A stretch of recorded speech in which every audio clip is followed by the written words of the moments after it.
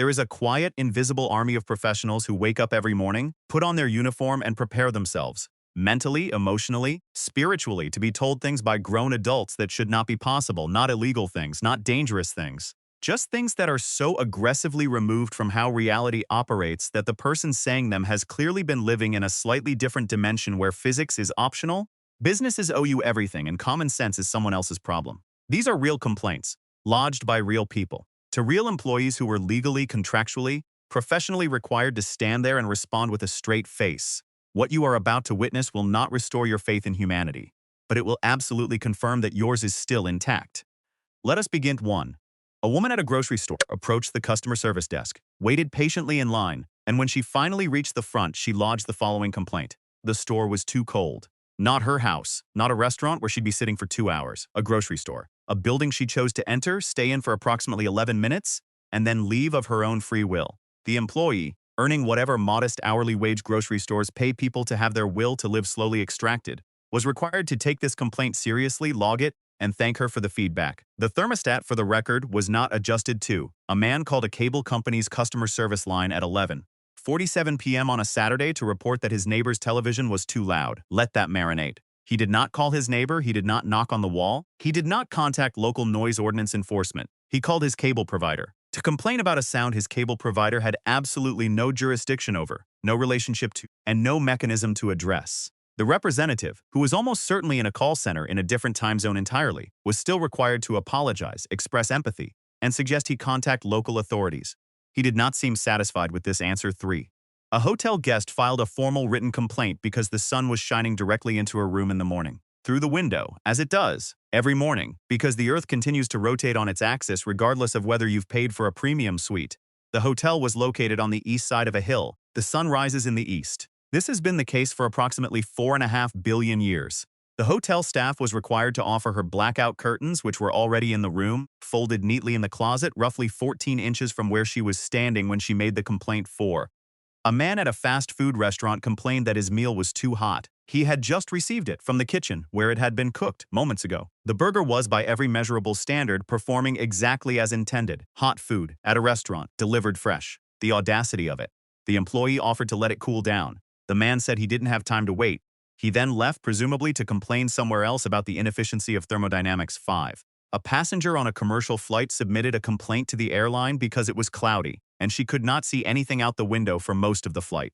Weather, she felt, was something the airline should have managed better. She was seated on a flight from Chicago to Denver in February. The airline, to its credit, or perhaps because corporate policy requires acknowledging all feedback, sent her a formal written response. It did not include a coupon for a different atmosphere. 6. A theme park guest filed a complaint because the roller coaster was too fast. Now, to be fair, roller coasters can be surprising, but this guest had ridden it voluntarily, exited safely, and then proceeded to the guest relations booth to report that the speed was excessive and made her feel dizzy. She was at a theme park, on a ride specifically designed to go fast and feel overwhelming. The staff offered her a map highlighting slower attractions. She reportedly said those sounded boring. 7.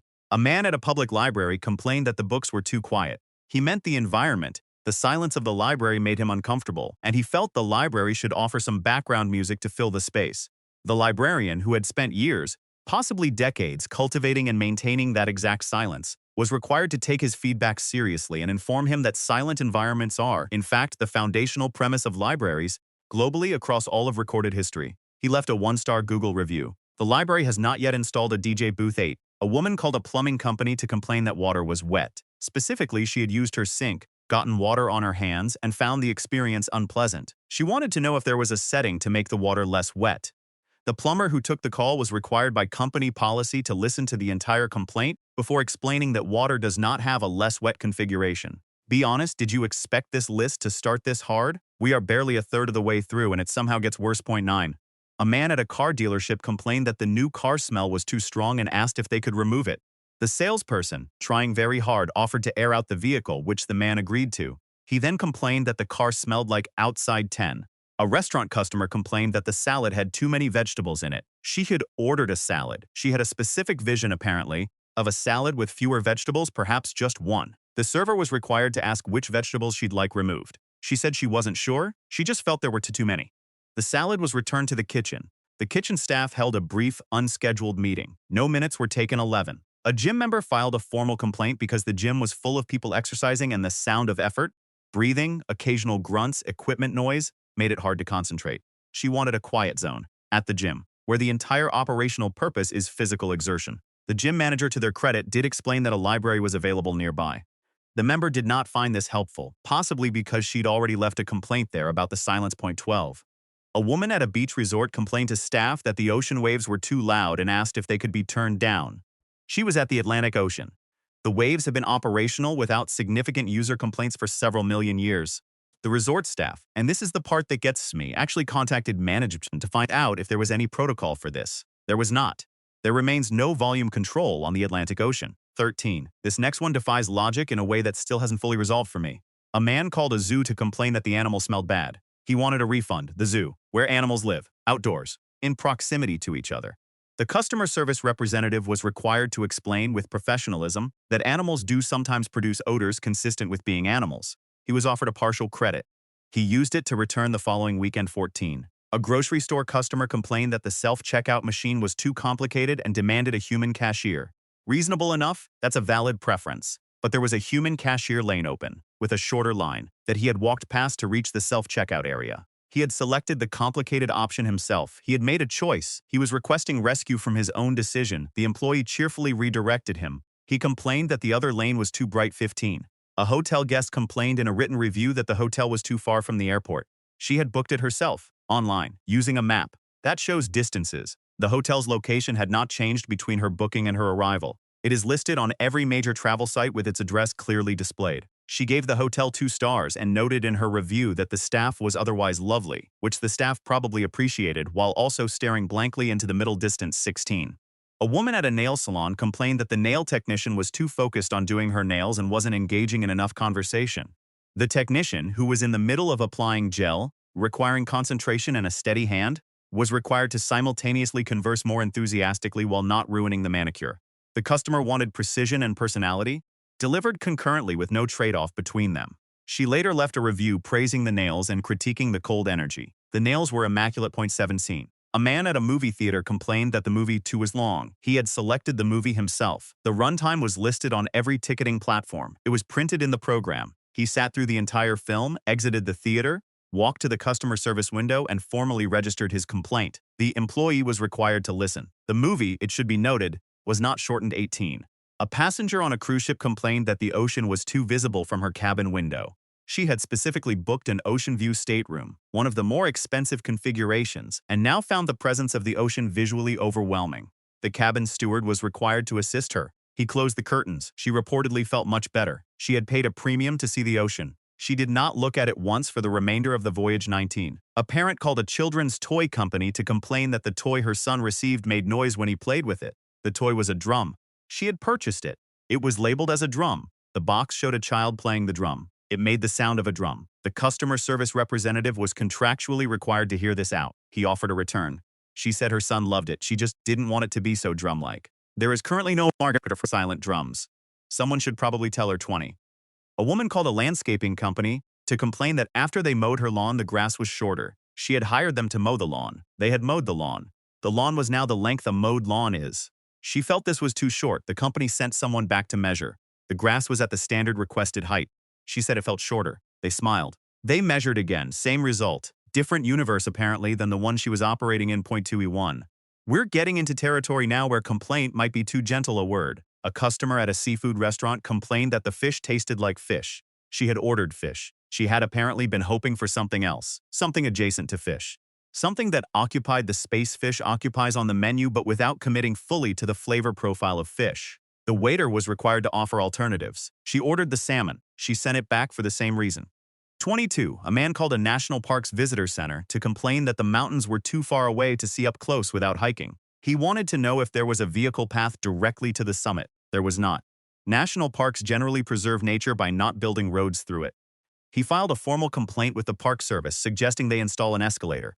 This is not a joke. The Park Service has a process for formal complaints. This process was used for an escalator on a mountain. That is protected wilderness. 23.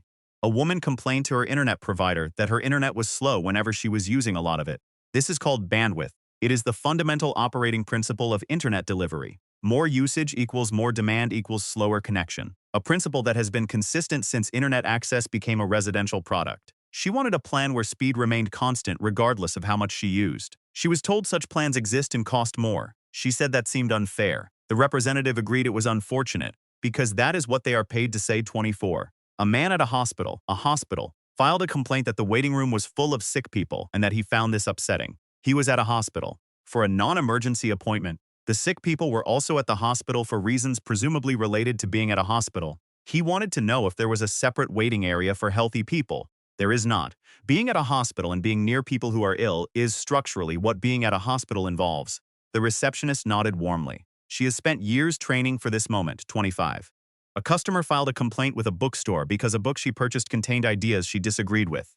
Not offensive content, not mislabeled material, ideas, intellectual positions she found contrary to her own. She wanted a refund and an explanation for why the bookstore was selling books that contained thoughts. The employee, and I want you to appreciate this person, was required to engage with this, to treat it as a legitimate service concern, to not simply gesture broadly at the concept of literature. They offered a return. B26. A woman called a meteorological service, the actual weather forecasting authority, to complain that rain had been forecast incorrectly and her outdoor event had been ruined.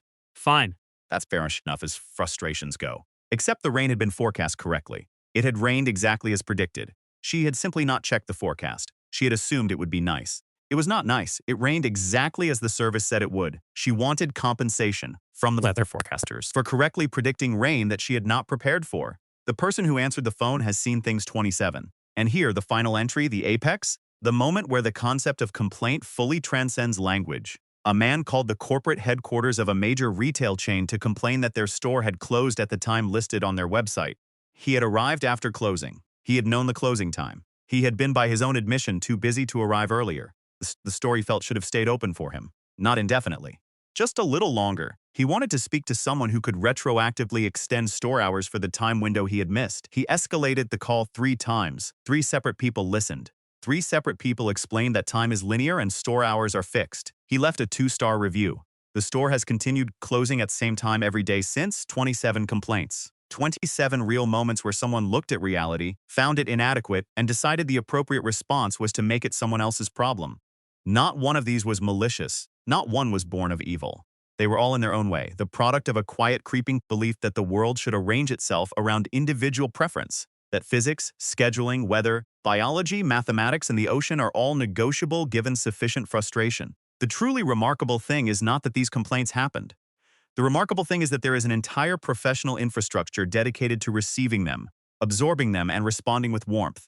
That is either civilization at its finest or a very specific kind of purgatory. Probably both. Which of these 27 complaints do you think is the most staggering?